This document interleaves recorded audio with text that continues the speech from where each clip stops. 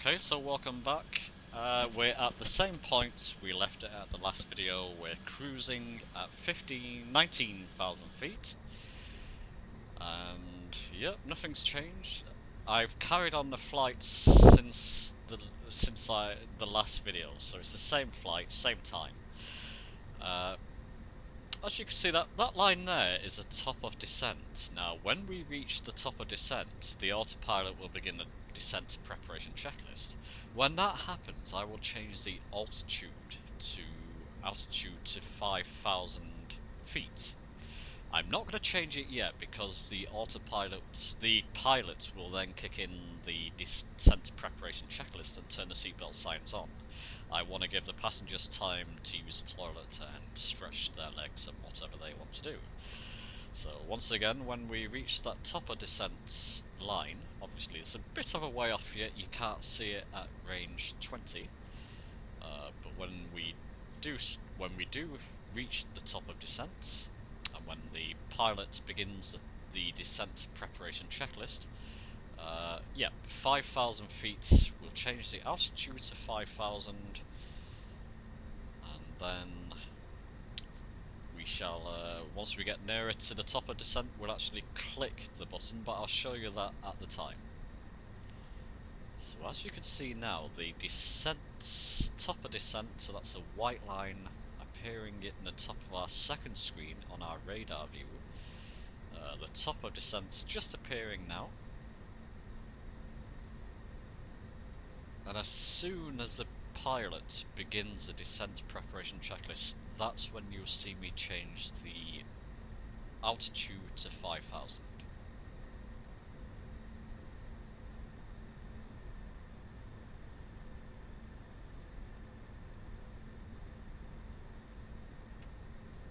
So I'm going to put it back down to range 10, that's our closest range on the second screen.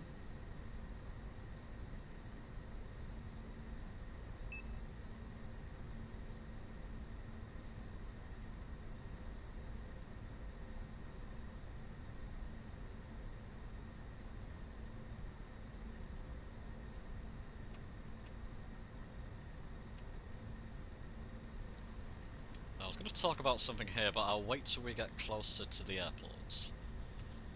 The range is too far out at the moment.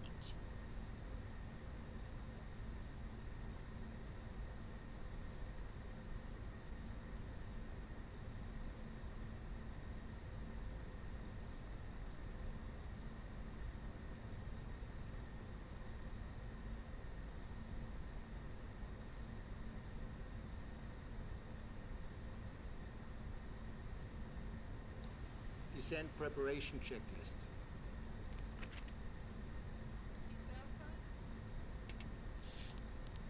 Is on. Are off. Received. Altimeter. Standard. CHMDA. Set. Checklist complete.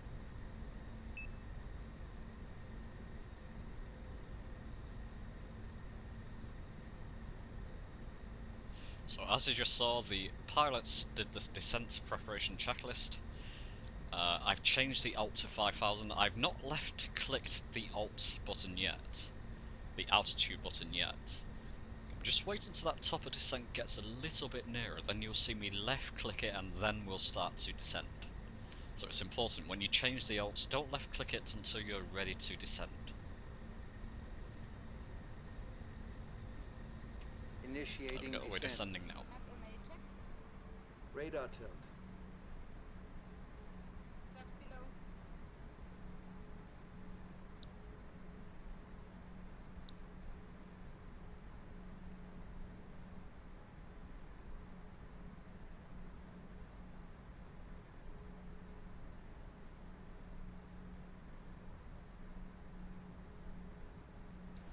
Yeah, you can see that I've just pointed to the engines being idle.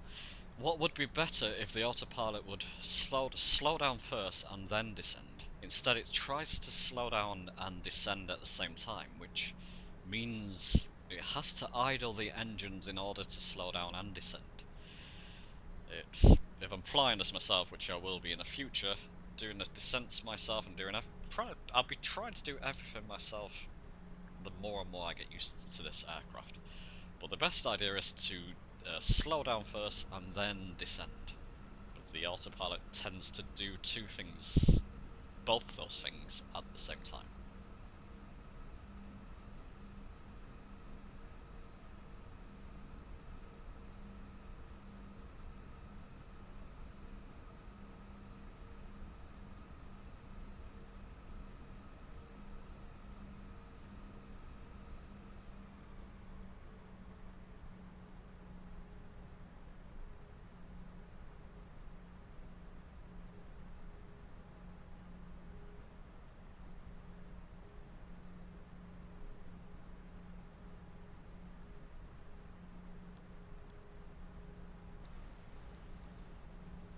Okay, I'm just looking. I think we got a flight. We won't be descending straight to 5,000. We have I think it's that soppit there, the top one you can see. There's a flight restriction, that's the word I'm looking for, at flight level 150, that's 15,000 feet.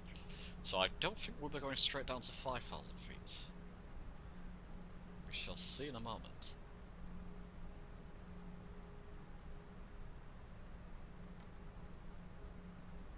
Yeah, you see there, flight level 150. So that would be the soppit waypoints there.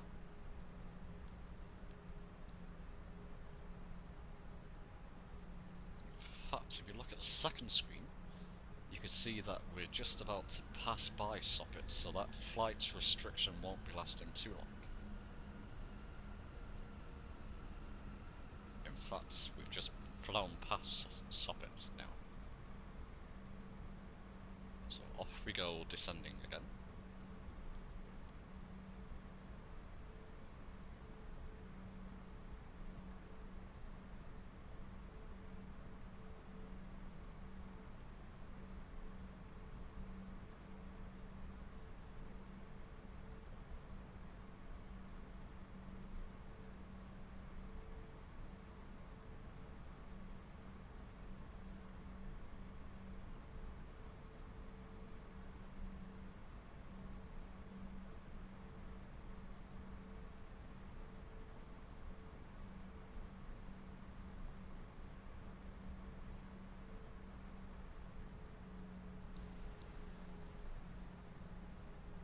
There you can see the speed has been managed. It's gone down to now around 250. So we're slowing down again, which is great. The autopilot manages the speed, which is fantastic. Just checking if there's any more flight restrictions coming. There seems to be there. There seems to be a slight flight restriction, if I'm right there, of flight level 70, that's 7,000 feet. That's fine, we're way above that. I don't think we're going to reach that height restriction anyway, so that shouldn't matter.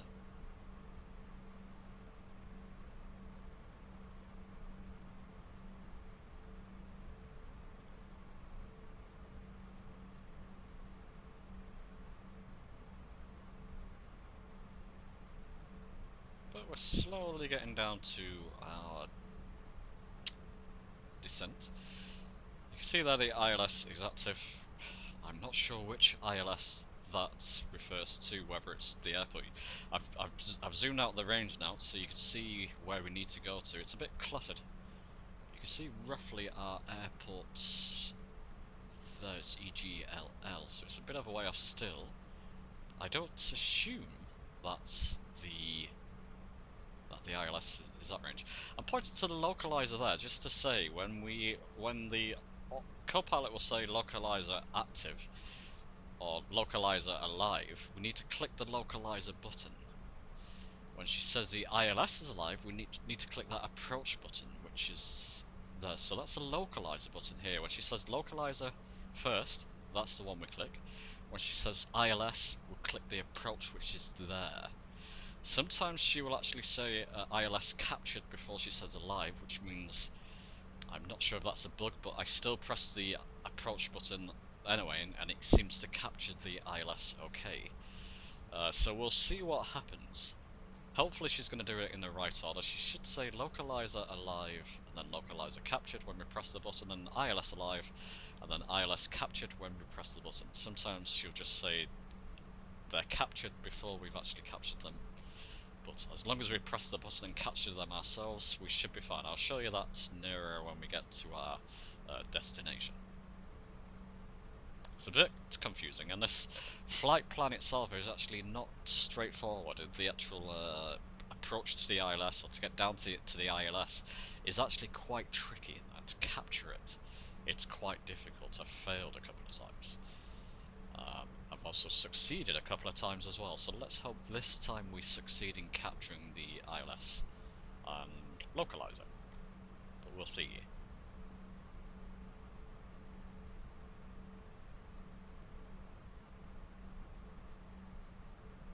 Okay, as you can see, there's our airport there, EGLL, so we're not that far from it. We will have to make a few turnings. It's farther than it looks at the moment, because we're having to turn Lights onto it. on. Distance-wise, it's not that far. You can see a few other airports around as well. We're actually just about to fly over one. And this is near London, so I expect it to be one of the London airports. I don't know which one it is. I'll know by the time you're watching this, because I probably would have looked it up. So you can see another airport to the right as well. That's not our airport. I don't believe our airport is more further to the right.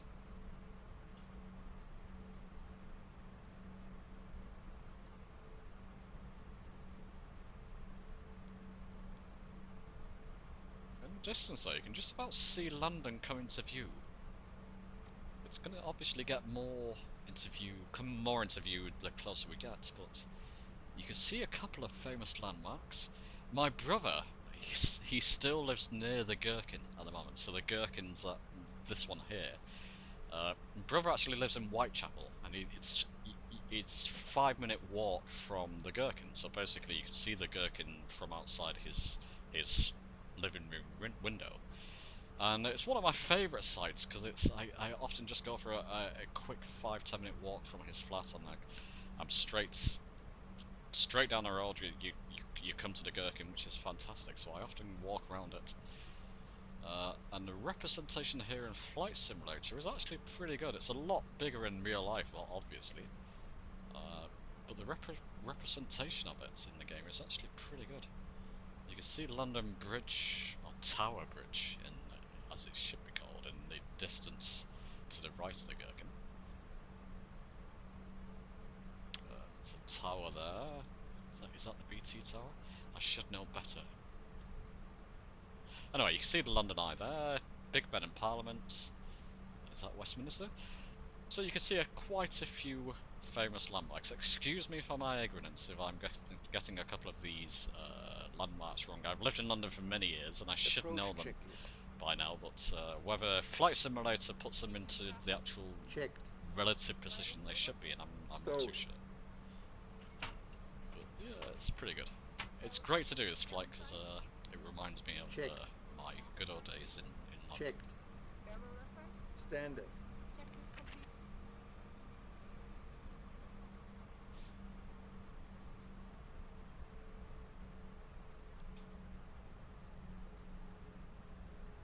Okay, so I might actually put this down now to 2,000, because we've not even reached 5,000 yet, so I'll let the autopilot continue down to 2,000.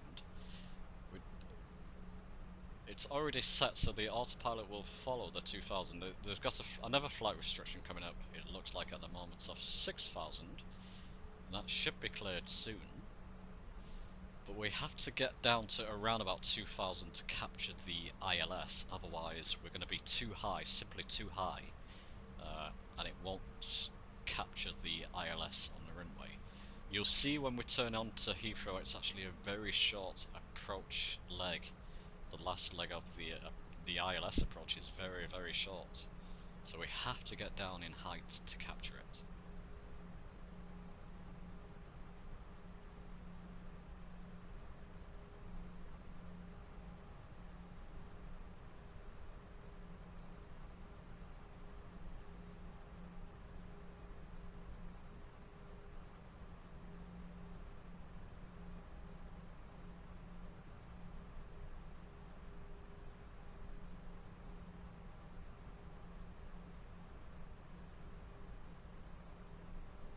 Flaps 1.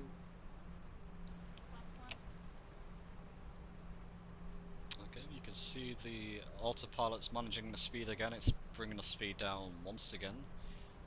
What are we now? 180 is it? And now we're turning on. We're coming down nicely. We're not cleared 5,000 feet yet, but we're coming down slowly but nicely.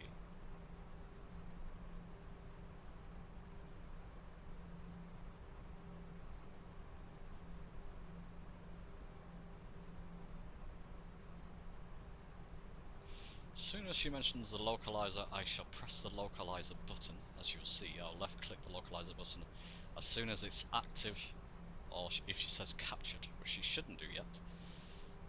Either one, I'll press the localizer button. Flight attendants, please prepare for landing. Barrel reference set. Cross-check. 1013. Beautiful sky. 1013.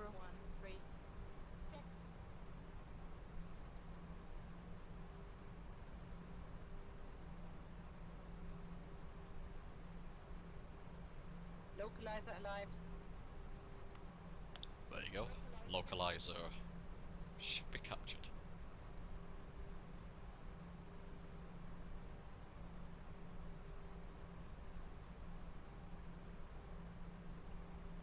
So the next thing will be the ILS. Let's hope she says it's alive before she said captured. Either one. If she says ILS captured, I'm going to be pressing the approach button. There we go.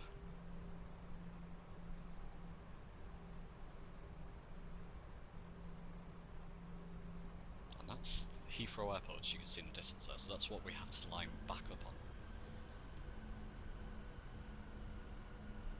Now the autopilot's trying to get back, trying to get onto the ILS approach. You can see on the primary flight display 2 purple dots there below the circular flight. I'm not sure what it's called, but you can see 2 purple dots on either, one to the right and one below. It's got to line them up to get on the ILS. Basically, to match up the ILS.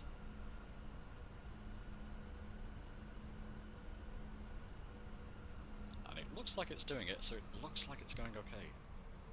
I will be pressing autopilot button 2 in a moment, so the autopilot will land the plane as well. Yep, the dots you can see on the primary flight display, the 2 purple dots are now coming into the area. I'm pointing to it now. You can see the purple dots are coming into the centre. They both want to be centre lined, and that's happening. You can see I'm not an expert. I know basic things about flight simulators and jetliners particularly. I do know about the ILS from other simulators.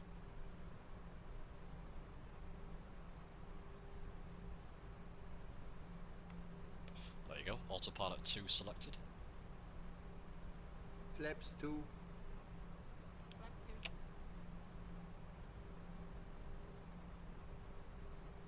I'm going to go outside so we get a better view of the landing gear coming down. Here's the landing gear now.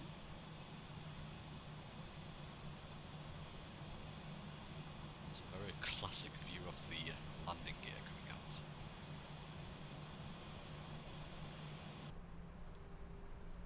Flaps 3. Flaps 3.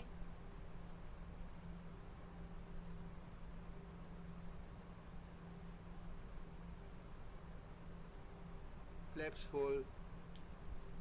Flaps 4. Landing checklist. Landing gear. Down and locked. 3 green. Ground spoilers. Checked armed. Auto brakes. Medium Exterior lights. are on. Go around altitude. And okay, basically there should be a voice saying how far we are off the No ground, blue. like 1,500. Approaching 2. Doesn't seem to be right. working at the moment. When we get to 20 feet, so you should have that voice giving you a sort of height countdown. When it says 20, so that means 20 feet, pull the throttle back. You should be mid-throttle at the moment. If you don't do that, the auto thrust, the autopilots will be turned off, so whatever you have your throttle set on, you'll probably start taking off again. So when you get to around 20 feet, I'm going to have to estimate it here. I'm going to have to guess when we're about 20 feet, I'm going to pull my throttle Landing. so it's back completely off.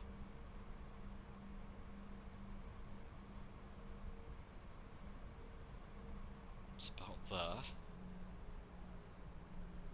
Oof, Ground spoilers. that's a hard landing. Okay, the co-pilot and pilot will manage the spoilers. You can see we're slowing down and braking as well. Yeah, we're slowing down nicely. I'm not going to go through the after landing checklist or the parking checklist. It's pretty straightforward, you can do them yourselves, just reverse what you did to start the plane. But yeah, I hope you've enjoyed it. Bit of a rough landing at the end. It was the autopilot landing though. I'll turn off here. Yeah, but thanks for watching. If you got any comments, please leave them below. And if you like, please press like and subscribe. And I'll be doing more videos in the future. Thanks very much.